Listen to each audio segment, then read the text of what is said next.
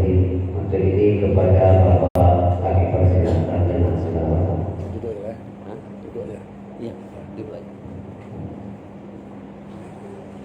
أعوذ بالله من الشيطان الرجيم بسم الله الرحمن الرحيم إلى حضرة النبي المصطفى محمد رسول الله صلى الله عليه وسلم وعلى آله وأصحابه وأزواجه وذريته أجمعين ولكافة الأنبياء والمرسلين والملائكة المقربين والشهداء والصالحين والعلماء العاملين وإلى أرواح آبائنا وأمهاتنا ولأقربائنا ولأستاذنا ولمشايخنا والمسلمين والمسلمات والمؤمنين والمؤمنات من مشارق الأرض إلى مغاربها وخصوصا يا الله. الفاتحة. أعوذ بالله من الشيطان الرجيم بسم الله الرحمن الرحيم الحمد لله رب العالمين الرحمن الرحيم مالك يوم الدين إياك نعبد وإياك نستعين اهدنا الصراط المستقيم صراط الذين أنعمت عليهم غير المغضوب عليهم ولا الضالين. السلام عليكم ورحمة الله وبركاته. Waalaikumsalam warahmatullahi wabarakatuh. الحمد لله الذي أنزل القرآن هدى للناس وبينات من الهدى والفرقان. أشهد أن لا إله إلا الله وحده لا شريك له وأشهد أن سيدنا ونبينا محمدا عبده ورسوله. سبحانك لا علم لنا إلا ما علمتنا إنك أنت العليم الحكيم.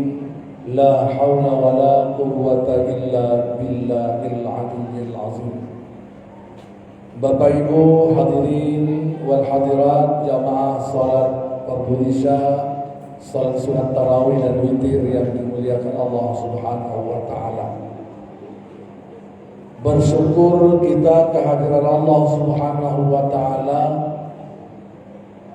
Alhamdulillah malam hari ini kita masih diberikan oleh Allah Subhanahu wa taala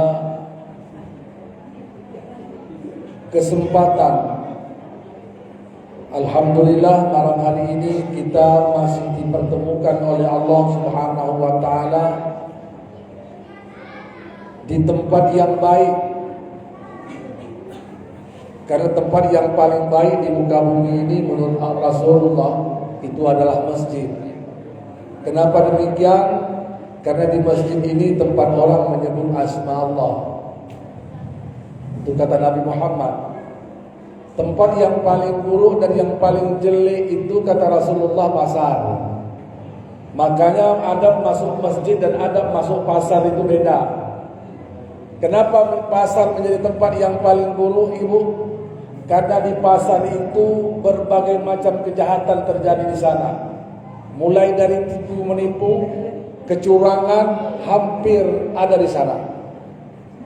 Makanya orang yang paling baik itu orang yang paling lambat masuk ke pasar dan paling cepat pulang. Nah, itu dia. Itu kata Nabi, bukan kata saya. Adab masuk masjid kaki kanan, keluar kaki kiri.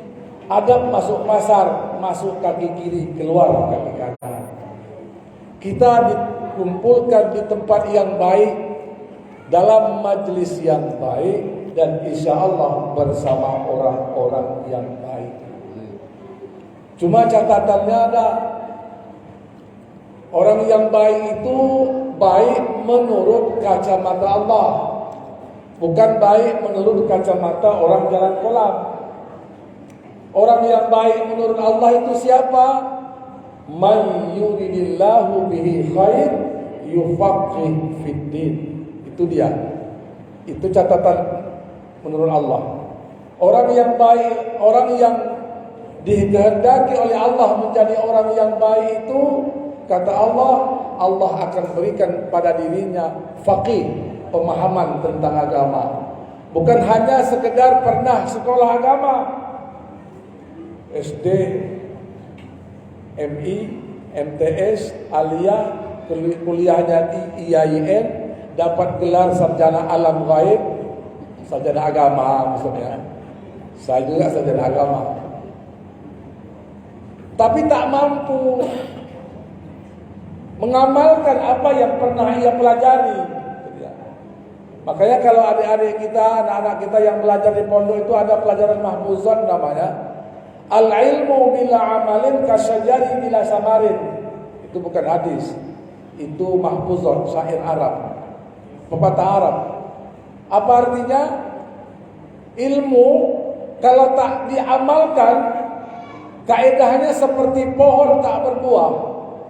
Kita punya pohon mangga di depan rumah, pohon durian atau pohon rambutan depan rumah, sekian tahun, 4, 5, 6 tahun tak pernah berbuah-buah. Kerjanya kita cuma nyapu sampahnya aja. Ada orang yang punya ilmu, tak mampu mengamalkan ilmunya, kayak pohon tapi tak berbuah. Kokoh dia punya batangnya, kokoh dia punya dahannya, lebat daunnya tapi tak punya buah. Jadi orang yang ada ilmu tapi tak mampu mengamalkan seperti itu. Jadi orang yang dikehendaki oleh Allah, menurut Allah baik itu faqih terhadap agama, mampu mengamalkan agama. Ya. Bapak Ibu hadirin jamaah yang dimuliakan Allah Subhanahu wa taala. Salawat dan salam tentunya kita persembahkan buat Nabi yang agung, uswatun hasanah kita, suri tauladan kehidupan kita, Nabi Muhammad sallallahu alaihi wasallam. Mudah-mudahan kita yang selalu berselawat buat baginda Rasulullah sallallahu alaihi wasallam akan mendapatkan syafaat dari Rasulullah sallallahu alaihi wasallam. Bukti cinta kita kepada Rasulullah sallallahu alaihi wasallam salah satu di antaranya pertama memperbanyak selawat. Karena ibu bapak, satu hal yang perlu kita garis bawahi adalah selawat itu bukan main-main dia. Bukan kerjaan main-main. Karena apa? Karena dari sekian banyak perintah Allah kepada kita, ini perintah salat misalnya, Allah Subhanahu wa taala perintahkan bapak ibu salat. Kira-kira ada tak dalil hadis yang mengatakan Allah ikut salat? Tidak ada. Allah perintahkan kita melaksanakan ibadah puasa Al-Baqarah 183 itu. Ada tak dalil nas yang mengatakan Allah puasa? Juga tidak ada. Tapi tatkala Allah Subhanahu wa taala perintahkan bapak ibu berselawat, ya ayyuhalladzina amanu sallu alaihi wa sallimu taslima. Ayo orang-orang yang beriman kepada Allah, berselawatlah kamu buat kanjeng Nabi Muhammad. Coba kita tengok awal ayat itu. Innallaha wa malaikatahu yusalluna 'alan nabi. Apa kata Allah? Sesungguhnya Allah dan para malaikatnya berselawat buat Nabi. Allah dan malaikatnya dulu berselawat, baru kita diperintahkan berselawat. Artinya apa? Allah dan malaikat berselawat buat Nabi Muhammad. Jadi kalau Allah dan malaikatnya saja berselawat buat kanjeng Nabi Muhammad, kenapa kita tak mau? Itu dia. Itu luar biasanya selawat. Bapak, itu yang pertama, bukti cinta kita kepada baginda Rasulullah sallallahu alaihi wasallam memperbanyak selawat. Kemudian yang kedua, bukti cinta kita kepada Rasulullah sallallahu alaihi wasallam apa dia? Jaga warisan yang ditinggalkan oleh Nabi Muhammad. Nabi Muhammad tak meninggalkan kita kebun kurma. Nabi Muhammad tidak meninggalkan kita kebun sawit. Nabi Muhammad tidak meninggalkan kita ternak onta, domba. Tidak. Yang ditinggalkan oleh Nabi Muhammad, taraktu fikum amraini ma in tamassaktum bihima lan tadillu abada. Kitab Allah wa sunnatur Rasul. Ini dia pusaka Rasulullah. Ibu bapak kita semua kalau cinta kepada orang tua kita meninggalkan warisan sampai mati, kita pertahankan warisan itu. Kenapa? Karena kita cinta kepada orang tua kita. Ini kita cinta kepada Rasulullah, tapi warisan Rasulullah kita abaikan. Kita cinta kepada Nabi Muhammad, tapi warisan Nabi Muhammad kita tinggalkan. Cinta apa namanya itu? Nah, ini dia. Sebagai bentuk cinta kita kepada baginda Rasulullah sallallahu alaihi wasallam, malam hari ini kita peringati nuzulul Quran. Bapak Ibu hadirin yang dimuliakan Allah Subhanahu wa taala, saya intip jam berapa kita? Jam 9, jam 21 lewat 4 ya. Jam 4. Saya tidak lama Bu, cukup 15 menit selesai. Karena ada 3 hal barangkali yang perlu ingin saya sampaikan malam hari ini. Mudah-mudahan yang tiga ini bisa saya selesaikan lebih kurang 15 menit lah, 5 menit sedikit. Tak boleh banyak. Bapak Ibu hadirin yang dimuliakan Allah Subhanahu wa taala, sebagai awal pembicaraan kita, Ramadan ini Ibu Bapak, bulan Ramadan ini hadir dalam kalender ubudiyah kita membawa 2 paket ibadah. 2 paket ibadah. Ada yang disebut dengan paket siang seperti kartu seluler itu. Ada paket siang, ada paket malam. Paket siangnya namanya siam, paket malam namanya qiyam. Siam, qiyam, sama, beda huruf sad dengan qafnya saja. Tapi luar biasa 2 paket ini.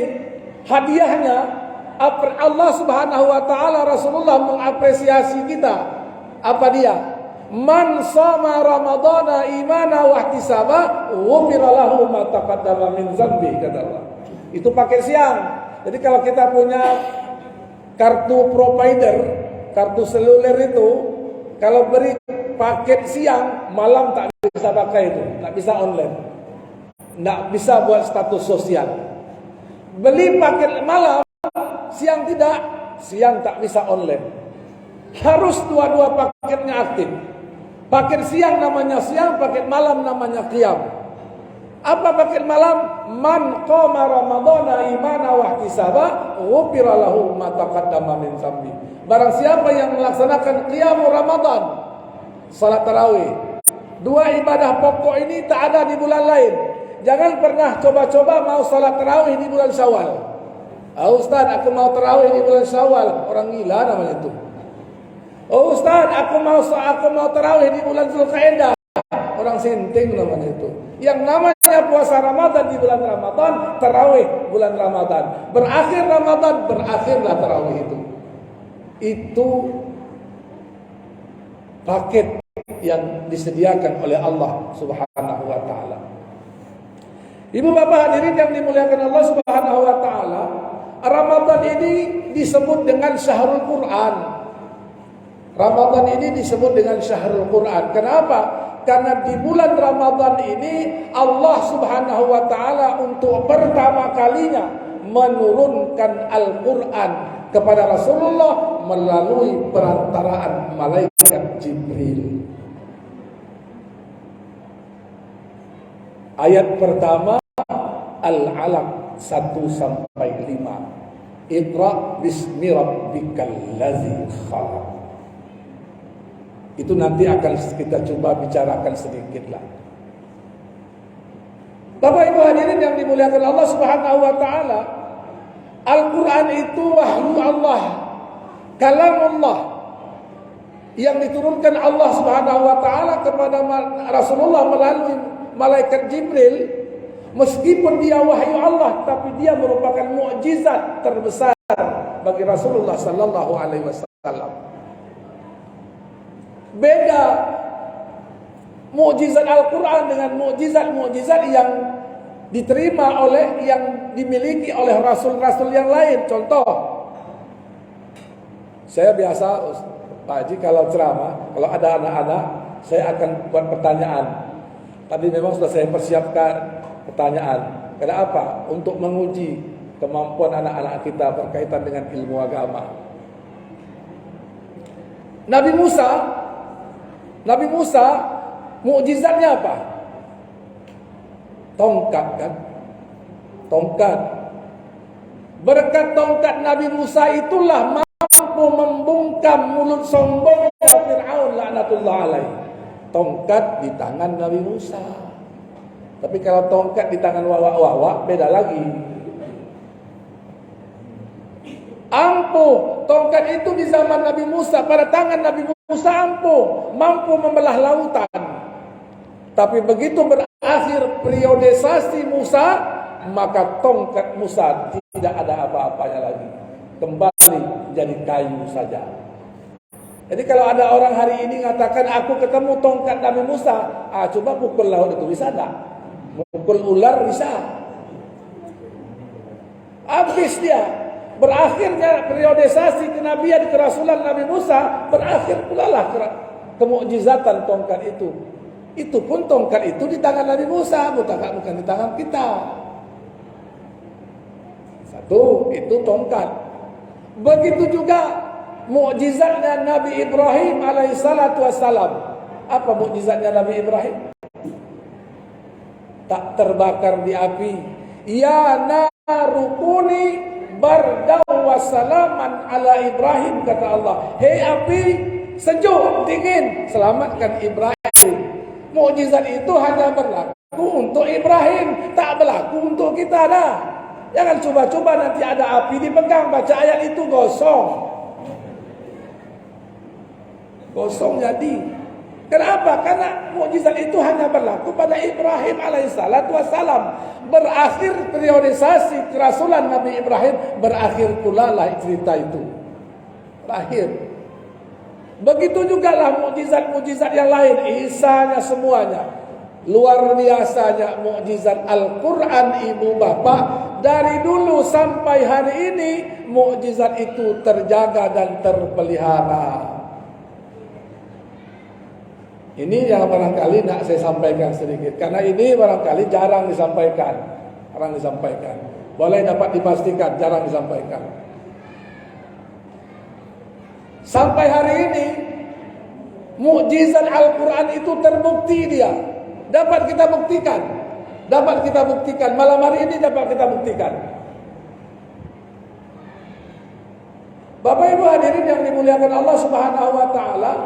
Kenapa? Karena Allah sendiri menjanjikan dalam surah Al-Hijr, "Inna nahnu nazzalna dzikra wa inna lahu lahafizun," kata Allah. Aku yang menurunkan Al-Quran dan aku yang menjaga dan memelihara Al-Quran itu. Al-Quran itu bahasa apa? Al-Quran itu bahasa apa? Bahasa Arab kan? Kira-kira kita ngerti enggak bahasa Arab itu? Kalau ada orang ngomong bahasa Arab dengan kita, enggak ngerti. Tapi begitulah mukjizat Al-Quran. Tatkala orang baca Al-Quran atau kita membaca Al-Quran, Al-Quran itu mampu menembung relung hati kita. Apalagi kalau dibaca di tengah malam. Al-Quran yang berbahasa Arab, kita nak ngerti bahasa Arab itu. Al-Quran diturunkan dalam bahasa Arab, diterima oleh orang Arab. Tapi tatkala dibacakan di depan orang Indonesia, ngerti kita meskipun tak tahu bahasa artinya. Yang hebatlah waktu baca Al-Quran, sejuk hati awak mendengarnya. Padahal artinya apa tak tahu. Itu dia, itu satu mukjizat Al-Quran. Yang kedua, mukjizat Al-Quran apa lagi? Apa mukjizat yang kedua? Yang hari ini masih bisa kita buktikan. Sampai hari ini tercatat ada lebih kurang 2.200 pondok tahfiz di Indonesia. 2.000 lebih pondok tahfiz di Indonesia ini. Tak ada orang Arab di sana. Tidak ada orang Arab di sana. Pondok tahfiz Ustaz Harmen, coba cari, ada tidak orang Arab yang mondok di sana? Tidak ada. Tapi meskipun bukan orang Arab, orang Indonesia bisa hafal itu Al-Quran. Luar biasa tidak itu? Ibu bapak suruh saya mengulang apa yang saya sampaikan tadi, tidak akan bisa lagi saya. Saya yang ngomong, saya mengulang lagi tidak bisa. Sehebat apapun profesor doktor nulis buku, suruh dia membaca bukunya balik tanpa tengok teks, tidak bisa. Beliau ini nulis buku, jangankan satu buku, satu lembar saja surat ditulisnya. Coba Pak Ustaz baca balik apa yang Ustaz tulis tadi, tidak bisa lagi. Padahal tulisan itu berasal dari otaknya sendiri, dari tangannya sendiri, diulang, tidak bisa lagi. Beda dengan Al-Quran. Al-Quran yang diterima oleh Rasulullah SAW 14 abad yang silam. Orang Hong Kong hafal, orang Papua hafal, orang Aceh hafal, orang Medan hafal, orang Padang bisa hafal, orang Melayu bisa hafal, semuanya bisa hafal. Tak terpikir saya, kenapa kita bisa hafal itu Al-Quran? Itulah bukti mukjizatnya Al-Quran. Itu baru 2. 3. Ibu bapak hadirin yang dimuliakan Allah Subhanahu wa taala. Al-Quran itu, bukti mukjizatnya Al-Quran itu, sampai hari ini Al-Quran itu cocok untuk segala, dalam situasi apapun dia cocok. Orang tua baca Al-Quran cocok. Anak TK baca Al-Quran cocok. Cobalah orang, kira-kira ada wawak-wawak baca buku komik Doraemon. Cocok tak? Tak cocok. Asal wawak-wawak baca Doraemon. Wawak-wawak itu paling tidak bacaannya Duratun Nasihin, Riyadhus Shalihin. Itu cocok orang tua. Anak-anak TK baca Doraemon cocok. Tapi Al-Quran luar biasa. Orang tua baca Al-Quran cocok, anak-anak TK baca Al-Quran juga cocok. Artinya apa? Al-Quran cocok dalam segala usia. 1. 2. Dalam kondisi apapun Al-Quran juga cocok. Sedih, gembira, cocok Al-Quran itu. Kira-kira ibu, kalau ada orang pesta, rumah kita pesta, nikahkan anak, naik orang ke pentas itu nyanyi dia lagu Selimut Putih. Bila Israel. Kata kita, orang ini kurang ajar, orang lagi pesta gembira kok lagu Selimut Putih dibawa dia pula. Doakan pengantin mati ya pada. Tidak cocok kan? Tidak cocok orang pesta kok lagu Selimut Putih, tidak cocok. Marah orang, masa lagu orang lagi gembira-gembira bawa lagu sedih. Tidak cocok. Tapi Al-Quran gembira, baca Al-Quran. Orang pesta, baca Al-Quran. Orang meninggal, baca Al-Quran. Artinya apa? Al-Quran cocok dalam setiap kondisinya. Sehebat apapun orang gembira, baca Al-Quran, baca lagu sedih, tak cocok. Orang sedih, nyanyi lagu gembira, maju tak gentar, tak cocok. Tapi Al-Quran, subhanallah, cocok dia. Itu sedikit di antara sekian banyak mukjizat Al-Quran. Itu mukjizat Al-Quran. Makanya Allah sendiri mengatakan, Inna nahnu nazzalna dzikra wa inna lahu lahafizun. Itu bukti mukjizat. Bapak Ibu hadirin yang dimuliakan Allah Subhanahu wa taala. Jadi kalau kita berbicara mukjizatnya Al-Quran, itu tidak cukup 1 jam, 2 jam, setengah malam. Kenapa? Karena Al-Quran 6.666 ayat, 114 surah, 30 juz.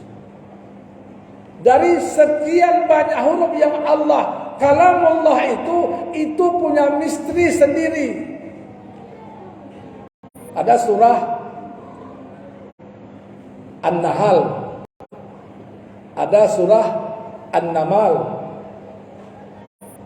Hebatnya lagi, Allah Subhanahu wa taala mengabadikan wanita An-Nisa dalam Al-Quran untuk menggambarkan kehebatan perempuan ketimbang laki-laki. Bu, coba buka Al-Quran, ibu temukan tidak nama yang namanya surah Ar-Rijal. Adalah tidak ada. Yang ada surah An-Nisa. Kenapa? Karena Allah Subhanahu wa taala ingin memberikan gambaran kepada manusia wanita itu makhluk yang spesial. Makhluk yang spesial jika dibandingkan dengan laki-laki. Kenapa? Karena Al-Quran, karena wanita itu memang, wanita itu terutama ibu itu madrasatul ula. Madrasatul ula itu maksudnya madrasah pertama bagi anak-anaknya. Madrasatul ula, pendidikan itu berawal dari rumah tangga, dari ibu. Makanya dia sebenarnya ini bukan hadis, ini qaul ulama. Utlubul ilma minal mahdi ilal lahdi. Ini bukan hadis. Cuma populer di tengah-tengah masyarakat muslim itu hadis, tapi itu qaul ulama. Tuntutlah ilmu dari ayunan sampai ke liang lahat. Saya mau nanya, nuntut ilmu dari ayunan itu piye itu? Bagaimana? Apa kita datangkan guru TK ke rumah untuk ngajar anak-anak kita yang ada di ayunan? Jangankan ngajar, nama orang maknya tak tahu dia. Ternyata tuntutlah ilmu dari ayunan itu, yang tukang ayunnya itulah gurunya. Yang tukang ayun itulah gurunya. Jadi bagaimana yang diayun menjadi harus, bagaimana yang diayun bisa jadi baik kalau tukang ayunnya tidak baik?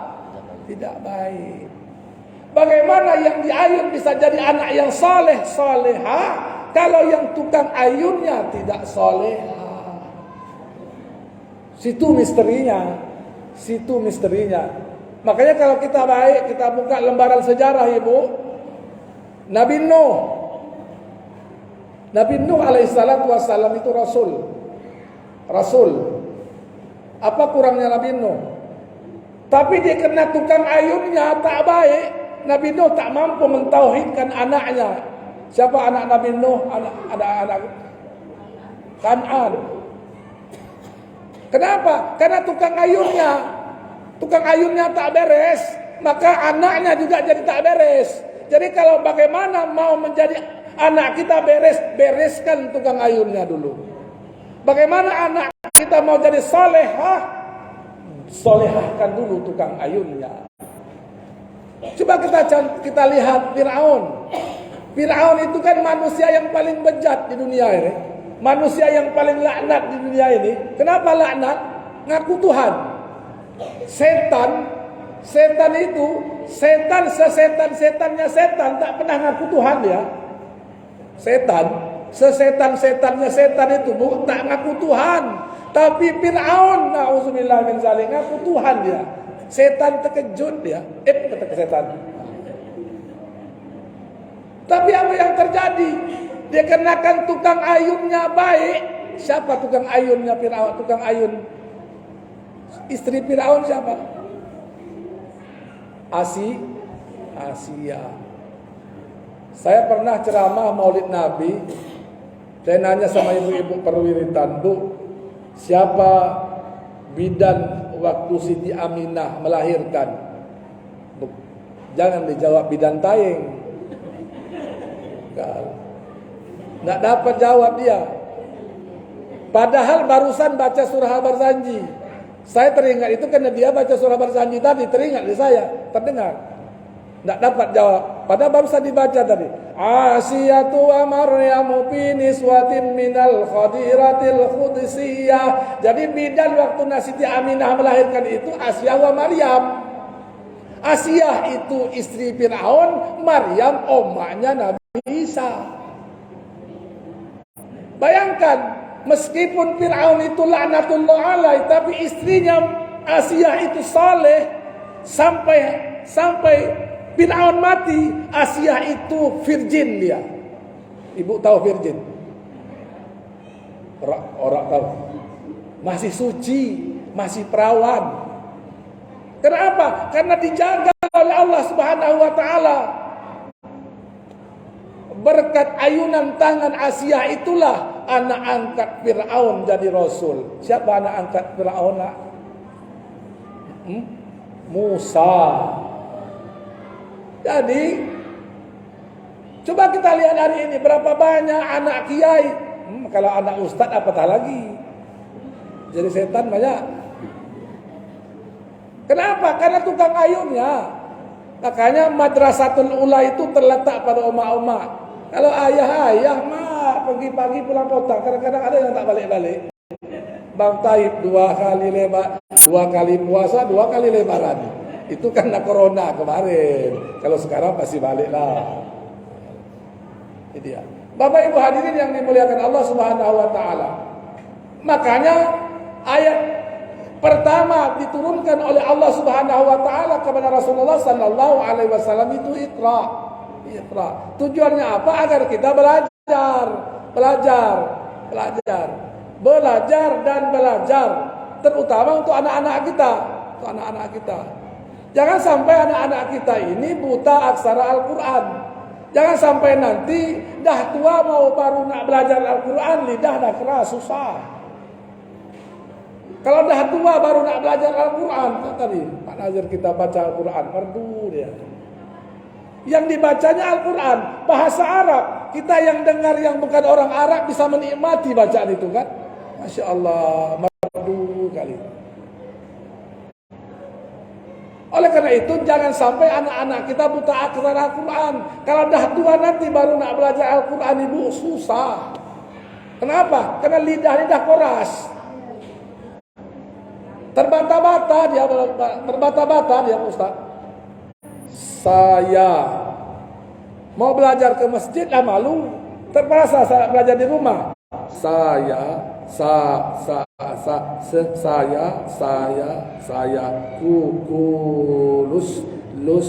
lus ya Allah boraknya mak wa oi saya lus susu paha padahal yang nak dibacakan itu saya kulus subaha minan nasi ma wallahum an qiblatihim allati kanu alaiha. Tapi dia kenakan mata udah kabur, gigi sudah kotor, lidah sudah koras, begitulah jadinya. Makanya kata Rasulullah, khairukum man ta'allamal Qur'ana wa 'allamahu. Sebaik-baik kamu itu adalah orang yang belajar Al-Qur'an dan mengajarkan Al-Quran. Cuma satu pesan saya ibu bapak, kalau kita punya anak, kita punya cucu, ngajar Al-Quran itu, pinomat ikra itu jangan orang lain ngajar. Jangan serahkan kepada nazir, jangan serahkan kepada ustaz. Nanti kita tak dapat pahala al-ilmun yang tafa'ubi. Kan Rasulullah mengatakan, idza mata ibnu Adam inqata'a amaluhu illa min salasin. Apabila mati anak Adam terputuslah semua perkara dunia kecuali 3 perkara. Salah satu di antaranya ilmu yang bermanfaat. Kita kan tentu tidak dapat ilmu yang bermanfaat. Guru kita bukan. Kalau beliau ini dapatlah dia, karena dia guru, ada muridnya. Kita ini guru bukan, semua bukan. Dari mana kita mendapatkan ilmu yang tafa'u bih itu?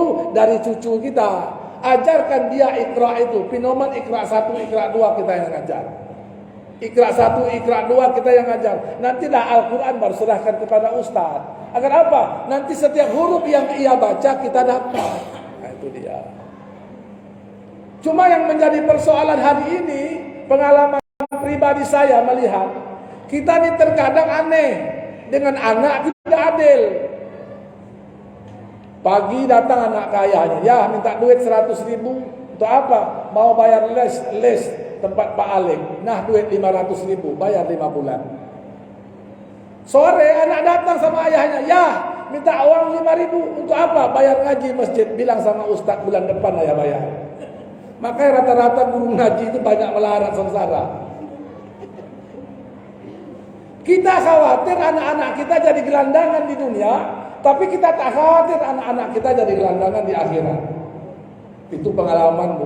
Makanya banyak guru ngaji itu susah. Kenapa? Karena kita orang tua hanya tahu apa ustaz itu tak bisa tak mau cari pahala, Pak. Ustaz disuruh dia cari pahala, yang dia punya anak tuh tak mau cari pahala, kenapa ya, Bang? Ngasih makan anak bisa, ngolahkan anak bisa, tapi kenapalah untuk urusan belajar agama ngaji itu susah kali kita mengisi duitnya. Ya mau ngaji ya ada Al-Quran, Cuma kau tengok di atas lemari itu, kalau tidak salah ada bekas wawak-wawak mengaji dulu. Nah, di atas lemari tengok memang adalah Al-Quran. Itu pun ya Allah, Quran yang dipegang pun nggak salah. Ya, ada kain sarung ya, ada peci ya. Tengoklah di atas lemari itu ada. Tengok, memang adalah peci. Itu pun warnanya sudah kuning. Ya, ada baju koko ya. Kau tengoklah dalam lemari itu, kalau tidak salah ada baju atukmu dulu. Dipakai anak itu juga lah ke masjid. Yang kebosaran lah baju itu. Aduh, baju atuknya pula dulu. Berbeda terbalik. Tahun ajaran baru. Bu, tahun ajaran baru. Semuanya serba baru. Beli buku di Reza, baju buku baru. Pergi ke UB, baju baru. Ke Muara Jaya, beli baju baru. Untuk apa? Tahun ajaran baru. Quran anak kita ngaji, adik anak kita ada 6, diwariskan dari abangnya sampai ke adiknya itu. Tak ganti-ganti, bersusun nama, sipulan, 6 nama di Al-Quran itu. Kenapa? Karena 6 pula lah anak kita satu Al-Quran. Na'udzubillah min dzalik. Seperti itu kita mau menjadikan anak kita menjadi anak yang soleh. Bu, terakhir.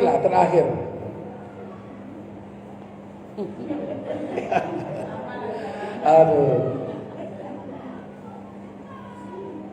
Sesukses apapun kita ibu, sesukses pun apa kita hari ini, kita kan tak minta apa-apa dengan anak kita. Sukses apapun ibu bapak hari ini, anak kita hari ini, kita tak minta apa-apa. Tak minta dibelikan mobil Kijang Innova, tidak. Tidak diminta buatkan rumah, tidak. Permintaan orang tua kepada anaknya 4. Tak sopan dengan kiri. 4 saja bu. Ibu ingat cakap saya malam ini, malam 17 Ramadan. Permintaan pertama, nak, dulu waktu engkau kecil, oma ayahmu inilah yang memandikan kalian. Ada tak bayi yang bisa mandi sendiri? Tidak ada. Kalau ada, bayi ajaib dah banyak. Nanti tatkala kami mati, nak, kalian yang memandikan kami, bukan ustaz, bukan orang lain. Kenapa harus anak kandungnya yang memandikan ibu jenazah ayah orang tuanya? Pertama, kalau ada aib di tubuh oma ayah kita tersimpan rapi dia bu. Ini kadang-kadang ustaz juga mulutnya kayak ember dia. Duduk di kedai kopi dia cerita, semalam aku mandikan jenazah kampung sebelah, aku tengok kari keringkingnya putus satu. Mungkin mantan preman dia dulu tuh. Tapi bayangkan kalau anak kandungnya yang memandikan jenazah ibu ayahnya, aib yang ada di tubuh ibu kandungnya tersimpan rapi seiring jasad dipendam di liang lahat. Itu baru 1. 2, nak, dulu waktu engkau kecil yang memakaikan popokmu, yang memakaikan bedungmu, ibu ayahmu. Nanti terkala kami mati, kalian yang memakaikan baju kami, bukan orang lain. Apa pakaian orang mati? Kain kapan. Nah, dulu kalau kau mau ke Suzuya, mau ke UB, kemanapun mau kau pergi, ibumu inilah, ayahmu inilah yang menggotong, memopongmu. Nanti tak kali kami mati, kalian yang memopong jenazah kami, bukan orang lain. Kan berbeda terbalik hari ini.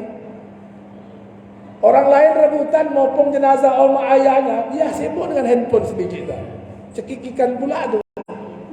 Saya punya pengalaman beberapa tahun yang lalu setelah saya tak lagi safari dakwah ke salah satu kampung masih di Provinsi Riau. Tatkala malam datang orang ke penginapan saya, Ustadz mau naik ke rumah ke atas sebentar. Ada jamaah yang meninggal. Naik saya ke rumahnya. Jenazah terbujur. Di ujung kepalanya saya lihat ada anak laki-laki seusia umur 17 tahun lah. Barangkali itu anak kandungnya. Saya lihat senyum-senyum simpul dia, senyum-senyum dia. Ini anak kenapa senyum-senyumnya? Saya panjangkan sedikit, saya lihat ternyata dia baca WhatsApp. Di ujung kepala ayahnya, jasad ayah masih di depannya. Dia senyum-senyum balas WhatsApp di sana. Allahu Rabbi, paling tidak baca kulhu, kenapa lah nak? Kalau nggak bisa baca Quran, baca Yasin, baca Kulhu kan bisa. Ini baca WhatsApp dia. Jasad ayahnya masih ada melintang di depannya itu. Itu pengalaman. Jadi kalau hari ini kita tak mampu memberikan pendidikan agama, mengajarkan Al-Quran, jangan pernah berharap anak kita nanti bisa jadi anak yang soleh. Itu 3. Yang keempat, nak, dulu waktu engkau mau tidur, mamamu inilah yang mensenandungkan. Saya masih ingat, kalau orang-orang tua kita dulu, kalau anak cucunya mau tidur, dia bersenandung. La ilaha illallah Muhammadur Rasulullah. Itu senandung omak-omak kita dulu kalau anak-anak dia mau tidur. Beda dengan omak-omak zaman sekarang. Cinta satu malam, oh indahnya cinta satu malam. Iwak peye itu senandungnya. Makanya begitu anaknya jadi besar kayak bebek ya. Lenting sana, melenting sana. Ya Allah. Kenapa? Karena memang salah kita mendidik mereka kan. Makanya utlubul ilma minal mahdi ilallah, dituntutlah ilmu dari ayunan. Dari ayunan itu maksudnya tatkala kita mengayunkan itu, saat itulah kita mentransfer ilmu agama kepada mereka. Ini tak bisa kita dapatkan keempat itu kalau seandainya kita tidak berikan mereka pendidikan agama, pendidikan Al-Quran. Makanya ayat pertama yang diturunkan Allah kepada Rasulullah sallallahu alaihi wasallam, Iqra. Padahal Allah tahu Nabi Muhammad itu ummi, tidak bisa baca, tidak bisa menulis, tidak bisa membaca Rasulullah. Makanya tatkala Jibril berkata, Muhammad Iqra, Muhammad baca, apa kata Rasulullah? An-Nabi qari. Aku tidak bisa baca Muhammad.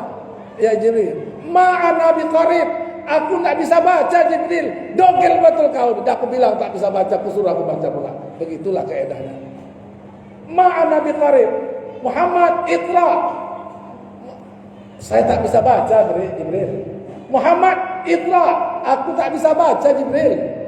Terakhir dah 3 kali baru dituntun oleh Jibril. Iqra bismi rabbikal ladzi khalaq.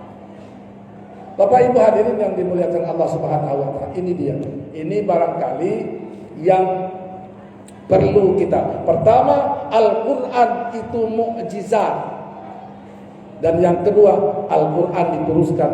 Al-Qur'an itu perintah pertama bagi kita adalah untuk membaca. Dan yang terakhir Bapak Ibu hadirin yang dimuliakan Allah Subhanahu wa taala, Al-Qur'an itu huda, petunjuk. Kalau ada orang mau ke Medan, nak pernah pergi ke Medan, bawa mobil sendiri sampai simpang kawat itu, kan ada 2 simpang. Di sana ada tertulis kanan Tanjung Balai, kiri ke tebing. Kan kiri ke tebing, kanan ke Tanjung Balai. Itu perintah, itu petunjuk. Kalau orang yang tak tahu dia mau ke Medan tapi belok kanan, sampai tak ke tebing, tak sampai ke laut sampai. Kenapa? Karena melawan petunjuk. Udah dibilang kiri tebing, kanan Tanjung Balai, kau ngeyel, dogel. Dah dibilang kanan itu ke Tanjung Balai Asahan, ke kiri tebing langsung ke Medan, dogel. Anda aku mau ke kanan, akhirnya tak sampai ke Medan. Al-Quran huda, Al-Quran itu petunjuk. Jadi kalau kita mau selamat dunia akhirat, pakai itu petunjuk. Jangan petunjuknya disimpan di lemari. Bulan Ramadan saya dengar di mana-mana tuh, taqabbalallahu minkum. Begitu sampai malam khatam Al-Quran, malam besok tak ada lagi taqabbalallahu minkum. Al-Quran balik ke habitatnya dalam lemari. Bapak Ibu hadirin yang dimuliakan Allah Subhanahu wa taala, oleh karena itu, jika kita ingin hidup selamat, ini jaminan Allah. Jaminan Allah kepada kita, bukan jaminan manusia. Kalau manusia itu banyak bohong. Kalau Allah sudah mengatakan selamat di dunia, selamat akhirat kalau kita berpedoman kepada Al-Quran, maka pedomanilah Al-Quran itu. Kenapa? Karena tidak ada satupun pedoman yang dapat kita yakini kebenarannya kecuali Al-Quran. Bapak Ibu hadirin yang dimuliakan Allah Subhanahu wa taala, ini barangkali sekelumit pesan yang dapat saya sampaikan pada malam hari yang berbahagia ini. Karena kata orang tua-tua itu makan ketupat rumah Cik Agus, ketupat diletak di dalam mangkuk. Lagi cepat, lagi bagus, karena mata kita sudah nampak yang mulai mengantuk.